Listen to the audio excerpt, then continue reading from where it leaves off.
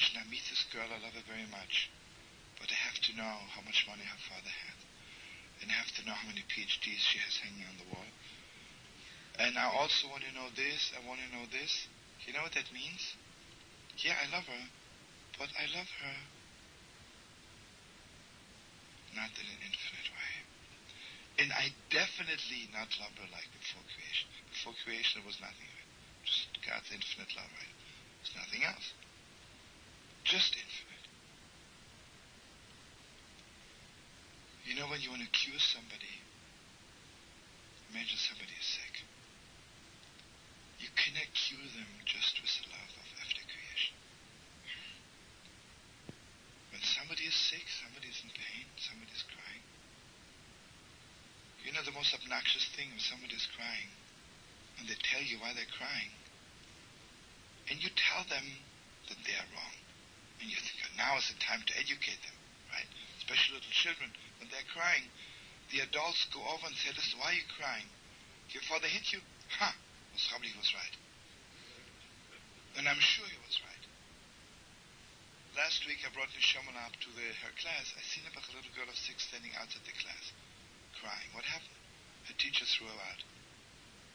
So, naturally, I'm supposed to be a rabbi and a teacher, right? I'll go up to her and I say, listen, if your teacher threw you out, the teacher was right. Face it.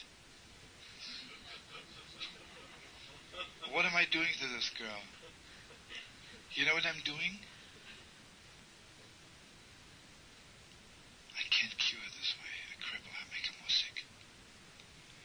When somebody is in pain, what you have to connect them, that God's name which was there before the Shem Elokim was there, before there was anything finite in the world, before I even knew there was such a thing as day and night, summer and winter, that $100 is more than $99. That means when I want to cure somebody, it has to be on that level like before creation. There's nothing there. And there's everything, right? There's everything. And here I want to share something very, very deep with you.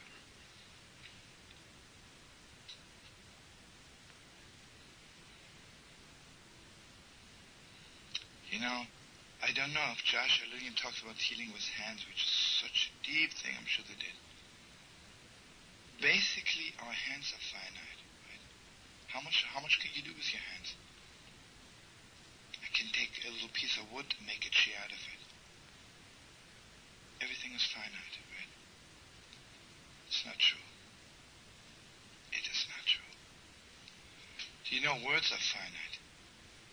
Imagine I walk up to a girl and I tell her I love you very much. So I told her, right?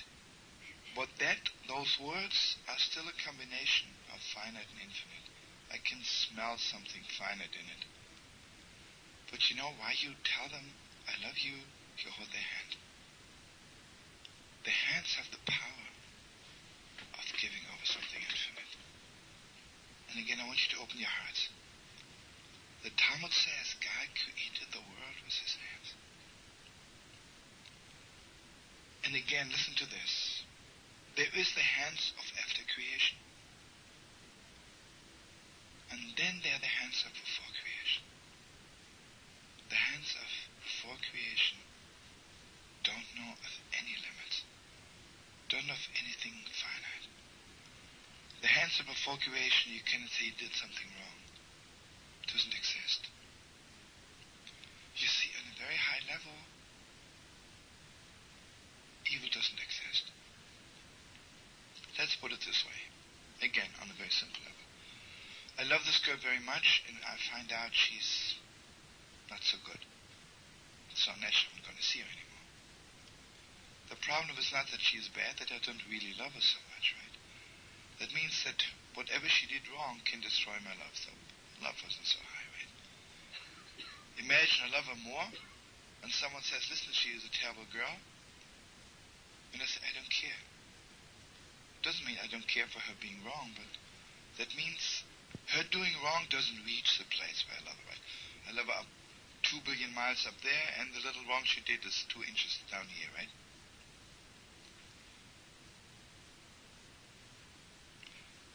Now listen to this, but then, so they are the hands of before creation, they are the hands of after creation, and then they are the hands of Mashiach. It says, Mikdash Hashem, Chaynenu Yedecha. You know, the most unbelievable thing, the first two temples were built by us, by human beings. The third temple, whom we are waiting to see rebuilt, will be just created by God's hands. Suddenly it'll be there. And here I want you to open your hearts again in the deepest way. There is a kind of healing, and there is a kind of love which takes time. Listen, God created the world in 6 days. Face it. It took 6 days to create the world. But then, sometimes God's hands, it's in 1 second. So there's 2 kinds of healings. There's the healing of the 6 days of creation. And even before creation was still 6 days, right? With all the being infinite, it was 6 days. When the Messiah is coming, the hands which rebuild the Holy Temple, you say, listen, it takes a little while even for God to put one brick on top of the other. It doesn't. And you know, it's so deep. When you love somebody very much, you can hold their hand. They can sense it. Is it the hands of before creation? Is it the hands of after creation? Or are they the hands of Mashiach? Of the third temple? Which is so deep, so deep, so deep. You know, just Josh mentioned it, that he spoke about it.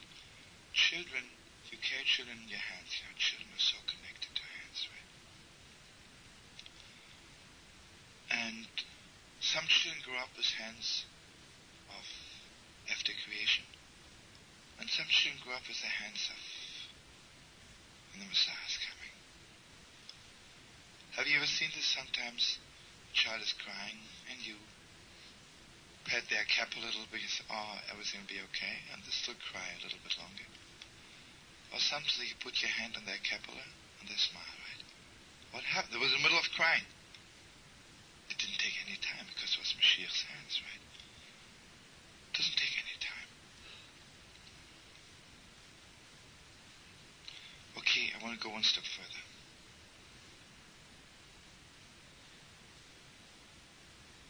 Again, the same thing, finite and infinite. Every person has 2 needs. I have the need for a lot of things. I need toothpaste, I need soap, I need shampoo, I need a house, I need a pillow, I need money to go on the subway.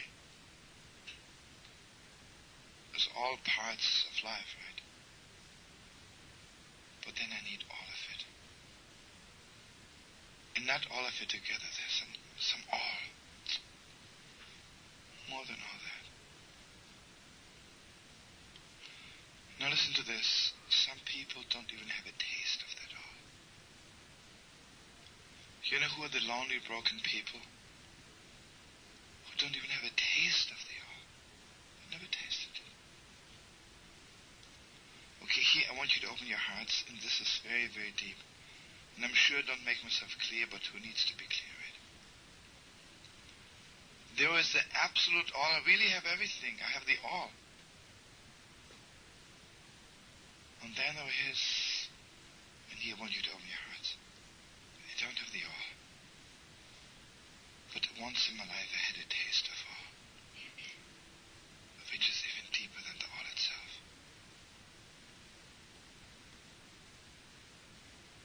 You know, imagine I love my wife very much, and I buy her 18 apartment houses in Los Angeles, 20 apartment houses in New York, 10 in Paris, just to make a good impression. Then I buy a beautiful house in Monaco. I mean, how much can you do for your wife, right? So give a lot of things. One day I was by the Holy Wall.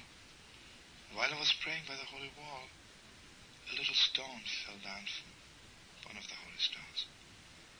I pick up the little stone. I come home to my wife and I bring her that stone. This is all. So much deeper. It's deeper than everything in the world, right? So, sometimes, also between parents and children, I can give my child this.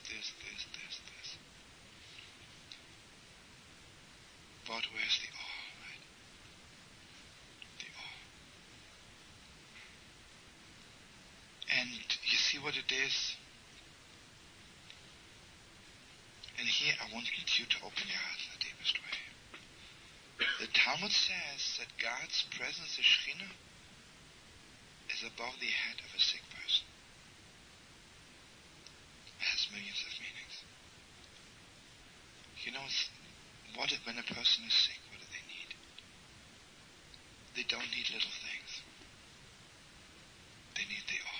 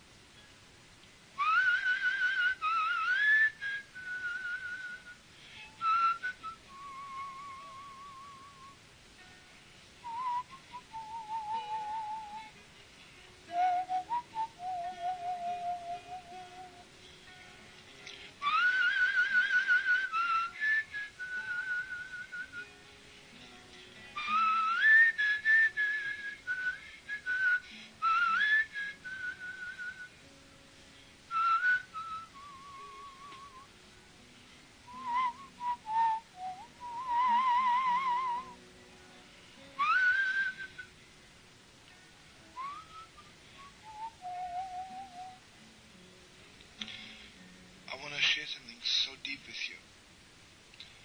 When it comes to words, you can only utter one word after the other. When it comes hearing, you cannot hear two words at the same time. The Gemara says, you can't even hear two voices at the same time. You can hear one word after the other, one voice after the other. When it comes to seeing, you see the whole thing, right? So I want you to know the deepest depths that seeing is connected to the all. And here I want you to know something mind-blowing. When do people cry? When I miss particulars, I don't cry. That I can take. When it touches my all, my eyes, then I cry, right? Why is it when you love somebody very much, Mamash, you look in their eyes, right? Why don't you put those two ears together? No. Ears is just particulars, right? Eyes is the all, right? The eyes are so deep, right? Some people, you look at their eyes and you see $1 bill, another dollar bill. You can see Wall Street, right? And some people, Mamash, you can see God's presence, right?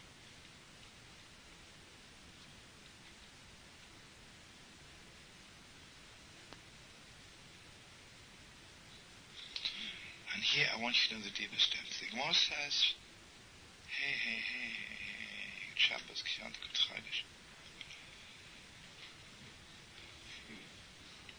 I want you to open your hearts in the deepest way. I have to tell you something unbelievable.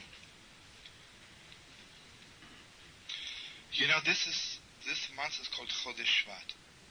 And I don't want to burden you with names, but just a little bit. And maybe some of you, since you all are great Kabbalists, I'm sure know that every month